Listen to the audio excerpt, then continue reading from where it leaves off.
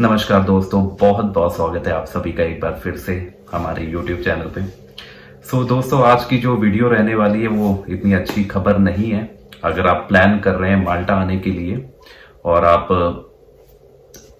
As a taxi driver या delivery field में आने का प्लान कर रहे हैं तो ये वीडियो आप लोगों के लिए अच्छी नहीं है, क्योंकि फिलहाल जो लेटेस्ट अपडेट है वो है कि इस समय माल्टा में ऑलरेडी टैक्सीज बहुत ज्यादा हो चुकी हैं, कुरियर भी बहुत हैं। फूड डिलीवरी की बात करें अगर हम, तो उसकी वजह से ये डिसीजन लिया गया है कि फिलहाल के लिए जो कुरियर सर्विस है या टैक्सी ड्राइवर्स हैं वो एंटरटेन नहीं किए जा रहे हैं यहाँ पे।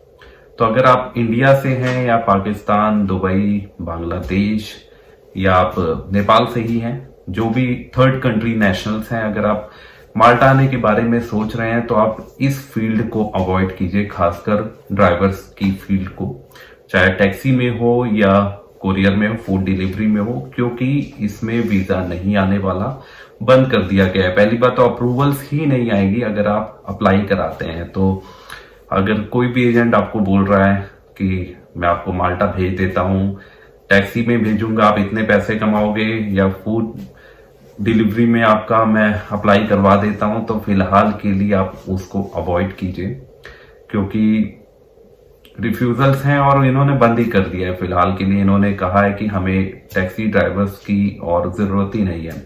इसके अलावा दोस्तों, प्रॉब्लम ये हुई है कि जो पिछले 2-3 साल से भी लोग यहाँ काम कर रहे थे, ऐसे टैक्सी ड्राइवर हो या डिलीवरी में हो, तो उनका जो वीजा है, जो जैसे कि आपको पता है कि माल्टा में हर साल जो हमारा जो कार्ड होता है, जब आप वर्क परमिट पे होते हो तो 1 साल के लिए होता है, तो हर साल हमें रिन्यू कराना पड़ता है वो कार्ड।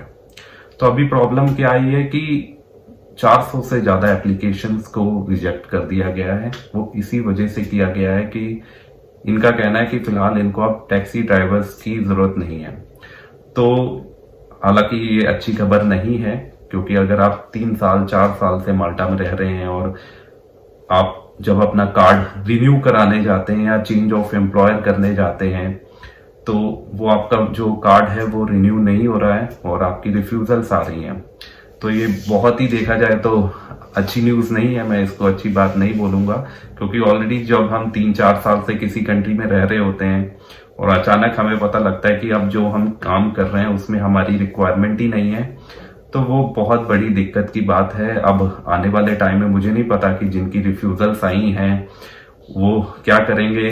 वो पहली बात तो देखिए, बहुत ही बड़ी दिक्कत है कि अगर आपकी रिफ्यूजल्स आ गई हैं जो ऑलरेडी यहाँ पे हैं या उनके रिन्यूअल नहीं हो पाया है, तो उनको यही है कि कोई या तो थ्रू लॉयर उनको केस करना पड़ेगा कि भाई मेरी एप्लीकेशन क्यों रिजेक्ट हुई है, या किसी और फील्ड में अप्लाई करना पड़ेगा, या फिर उनको माल्टा छोड़ के कहीं और सेटलमेंट करनी पड़ेगी। तो ये बहुत ही एक देखा जाए तो बुरी खबर है।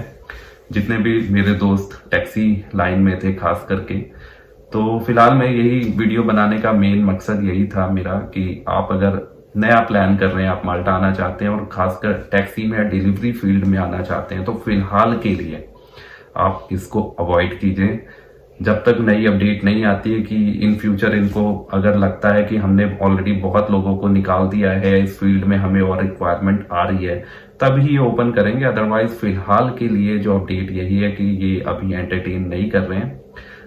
बेहतर है कि आप किसी और फील्ड में अप्लाई कीजिए, क्योंकि उसमें वीजा आने के भी चांसेस है, और इस फील्ड में तो वैसे ही अब ये जो एप्लीकेशंस हैं वो एंटरटेन नहीं की जाएंगी।